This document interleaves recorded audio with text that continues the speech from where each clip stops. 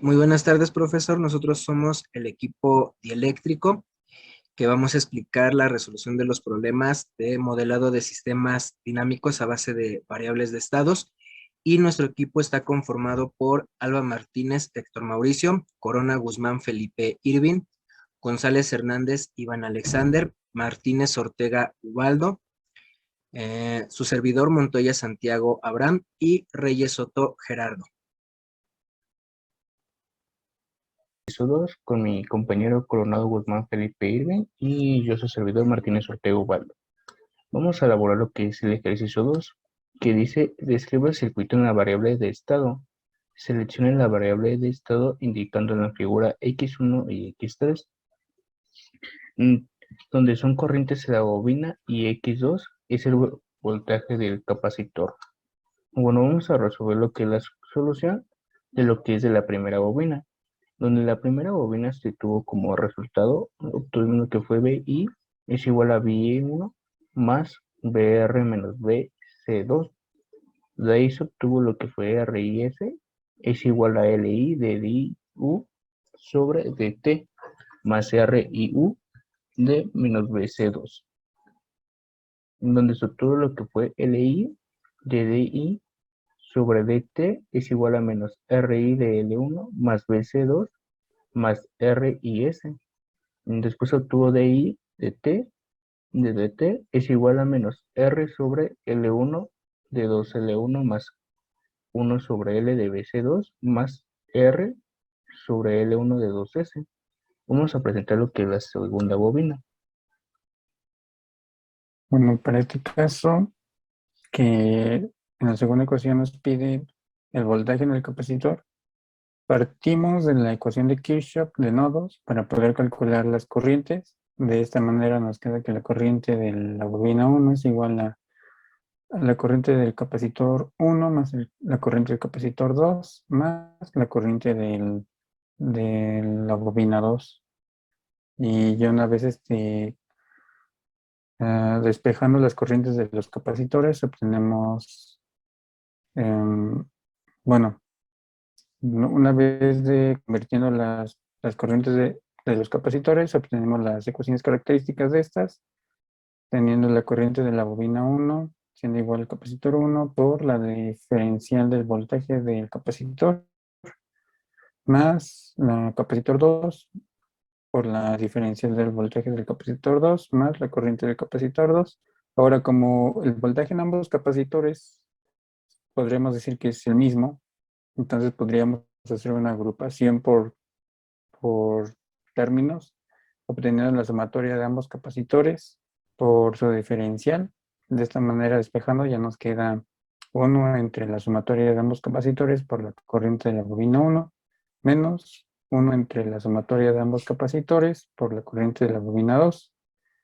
Y obtenemos, ahora sí, para la tercera ecuación, que nos viene pidiendo la corriente de la bobina 2, con su ecuación característica, lo que hacemos es una derivación, obteniendo 1 entre la bobina 2 por el voltaje que hay en el capacitor.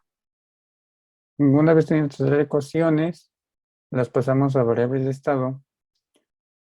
Donde las variables de estado se obtuvo como tal de X1 es igual a I de L1, es un resultado de X1 es igual a menos R sobre L1 de X1 más 1 sobre L1 de X2 más R de L1 de U. Lo mismo tuvimos lo que fue en X2, que fue BC1 de X2 es igual a 1 de C1 más C2 de X1 menos C1 más C2 de X3, donde tuvimos la tercera que fue I de L2 de X3 es igual a 1 de L2 por X. En esa situación nos quedó como U es igual a I sobre S. Ahora vamos a la forma de matricial. Y nada más, ahora sí, agrupando las ecuaciones de variable de estado en forma matricial, ya nada más organizamos una matriz que correspondría a nuestras diferenciales de variable de estado y igual a nuestra matriz A, que se compone de nuestras constantes, menos R entre L1, luego 1 entre L1, 0, 1 entre C1 más C2, 0, menos 1 entre C1 más C2, 0, 1 entre L2, 0, que multiplican nuestras variables de estado, x1, x2, x3, más R entre L1, 0, 0, por U, que viene siendo nuestra fuente. Eso es todo. Gracias por su atención. Muy buenas tardes, profesora. A nosotros nos toca explicar el problema número 4.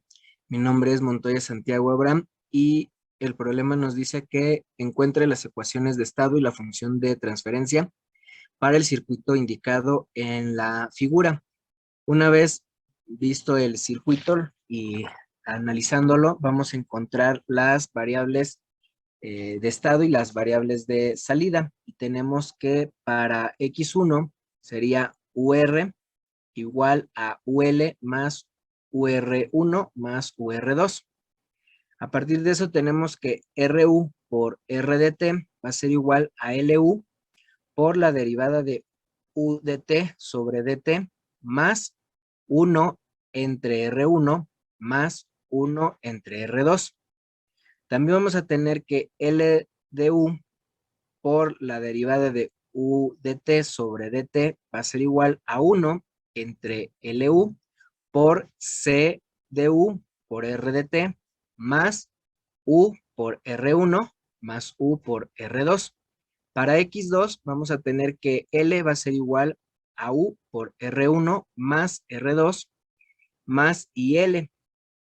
Posteriormente vamos a tener que 1 entre R2 va a ser igual a la integral de U por C de t por dt igual a R1 por R2 por la derivada de U de t sobre dt más 1 sobre L por la integral de LU dt por dt. Finalmente, para terminar, vamos a tener que la derivada de UC dt sobre dt va a ser igual a 1 entre R1 por R2 por 1 entre R1 menos 1 por R2. A continuación sigue mi compañero. Yo soy Alba Martínez Héctor Mauricio. Ahora para X3 podemos decir que UL es igual a UC. Por lo tanto, la derivada de IL de t sobre dt es igual a 1 sobre L por UC. Ahora ya pasaríamos las variables de estado a su respectiva forma matricial y quedaría de la siguiente forma, en la cual tenemos que la matriz x1, x2 es igual a la siguiente matriz. En la primera columna tendríamos a menos 1 sobre CR1 menos 1 CR2 y en la parte de abajo tendríamos 1 sobre L. En la segunda columna sería menos 1 sobre C y abajo 0 por la matriz x1, x2 más la matriz menos 1 sobre CR2 y en la parte de abajo 1 sobre L, esto multiplicado por U. Ahora para la variable de salida tenemos la matriz 1, 0 por la matriz x1, x2 más U. Y por último ya así podemos obtener la función de transferencia que quedaría de la siguiente manera. G de S es igual a, en el numerador, S por S más 1 sobre CR1.